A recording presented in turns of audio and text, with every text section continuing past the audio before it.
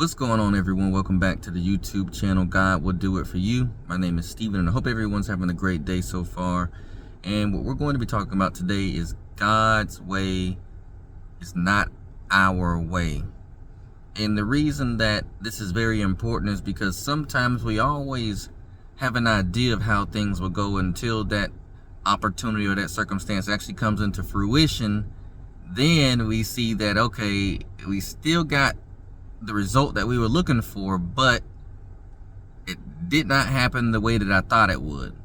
And so, of course, when I think about any of these videos that I give you and I'm referencing very familiar stories in the Bible, it always makes me realize why that particular story is so beneficial to us as a people, because it could reference so many different aspects of life just with that one story. And when I think of the story of Joseph and how God not only allowed a bad thing to create a positive outcome, but the route that it took in order for the outcome to happen is the very interesting thing, for the stories. Because in order for Joseph to be second in command and be able to predict a famine that saved thousands and thousands of people's lives, including his family, he had to be sold as a slave, put in prison, and wait for 13 years. And when we think about that, like, man, that is insane. Like, how come God couldn't just allow him to go through life regularly, and then all of a sudden the outcome happened just like it did anyway? Like, hey, and that's why we have to realize that God's way is not our way. Because if Joseph had not been in the prison in which God had given him favor, so Joseph wasn't just in the prison, he was watching over people in the prison, just like he was in charge of the housemaid's house when he was a slave, because God gave him favor to make sure that he was all right. And if Joseph was not in that particular position, he would not have ran into those two people that the Pharaoh had ordered to die, or that Pharaoh put in prison, I'm sorry. And he would not have given the one interpretation for the guy that was going to be killed. And he would not have given the person that would have sent the message back to Pharaoh, like, oh yeah, I remember, this guy predicted it, and he knew what he was talking about. Everything that he said happened. It would not have happened that way if God did not put him in that position. And so when I look at my life, and I kid you not, I bring up my stories over and over and over because I think of it, and I just don't mislead what I'm saying, but I think of it as in, an identical situation in the Bible, and how I'm like, man, that one incident, I can pull so much wisdom and knowledge from that particular situation and how it correlates to my life right now. And I kid you not, that deed that I did that was good ended up pulling a positive outcome that ended up increasing me in a way that I needed. And so I'll actually be vulnerable. Like I said, me doing that good deed, helping the person get a phone, a whole bunch of bad stuff started happening. My bill was around $4,700. And you're like, what in the world? Yeah. It was like around $4,700, and then something happened with the return device, and then I ended up getting charged by the phone company for that return device, even after they waived the $4,000, waived about $3,500 of it. So then I was stuck with it. The person said they were going to pay me back. They did not pay me back, or they end up utilizing the money for another personal reason that they needed, but they're like, hey, we're going to pay you back, don't worry. So then I'm now coming to God, like, God, this is, all I was trying to do was a good thing to help somebody, and I'm getting the butt end of this, but if you could just help me get a fair outcome, negotiate something with the company, then so be it. The company ended up just taking care of the whole debt, and so that debt is now zero. So okay, the good deed turned into a bad outcome. The bad outcome was resolved thanks to God, and then the blessing came in because the person now said, hey, I got the money, and I'm gonna throw some more on top of that. Here you go. And so now I gained from a bad circumstance. Now, the kicker was just last week, I was like, man, God, what am I going to do? I have the business idea. I got my business re-registered. We're good to go. We're back legal. I need more money, though, to come in so that way I can invest it into this. And then, bam, the money came. And so that's what I mean by God. The way he orchestrates things is so interesting. Because if I did not go through that situation, the money that I was going to need for now in order to progress the food business with advertisement and supplies and things like that would not be available. That's what I'm trying to tell you. God's way is not our way. There were several lessons that I learned. God's going to test you. He's going to increase your faith. And then he can fix it easily. The remedy to the situation took a few minutes on the phone, whereas I went through the situation for months. And so doesn't that sound familiar? Joseph went through prison. He dealt with things for years, and his situation was remedied over a quick conversation with Pharaoh by interpreting his dream. He went from prison to second in command like that.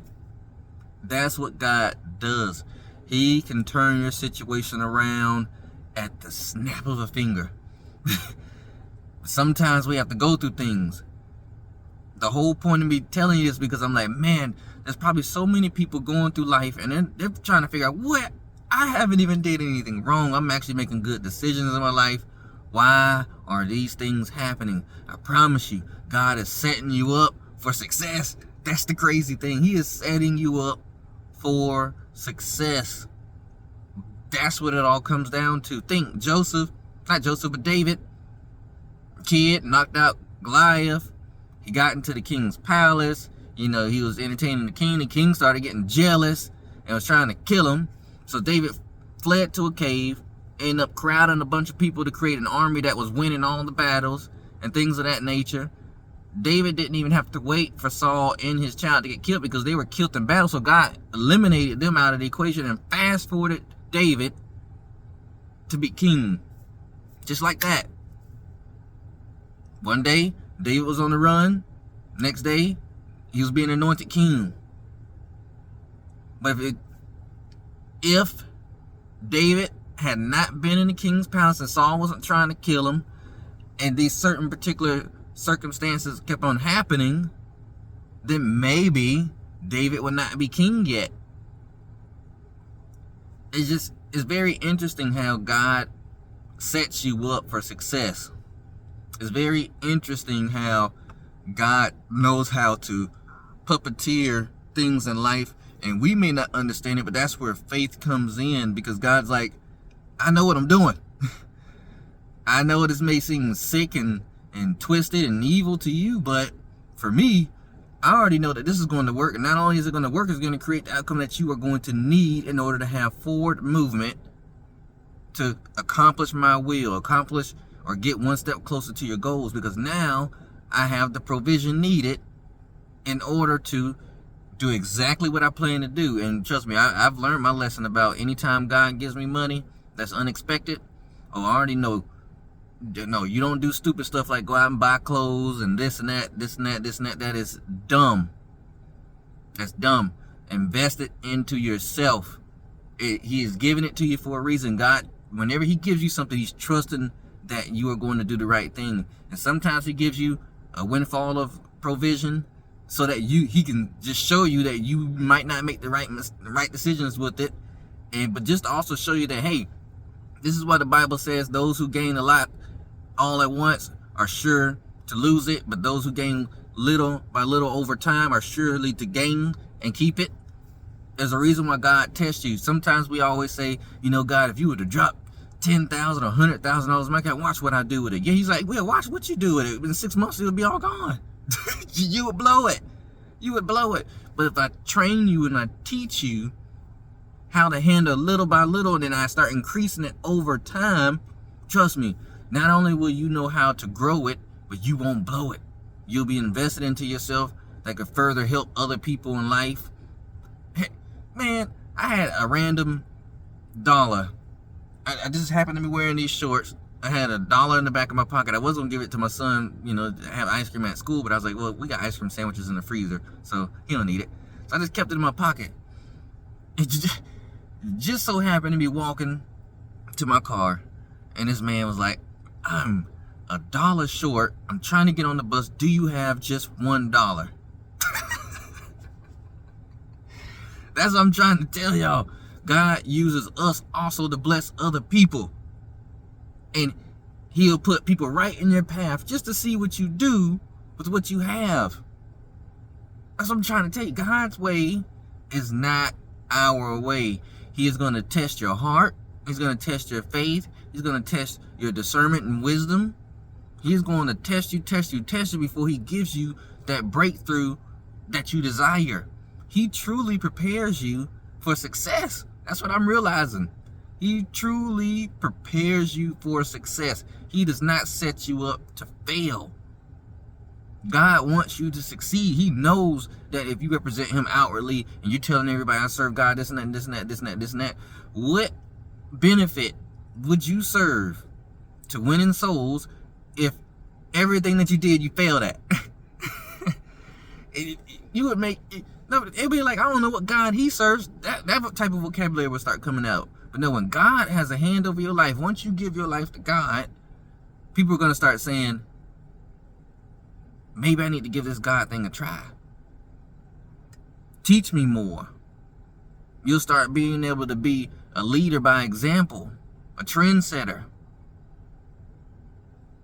So my aim with this video is if you're going through certain things in life and you don't understand it, I promise you, the setup is coming. It's to help you out, to get you somewhere, and to also elevate you.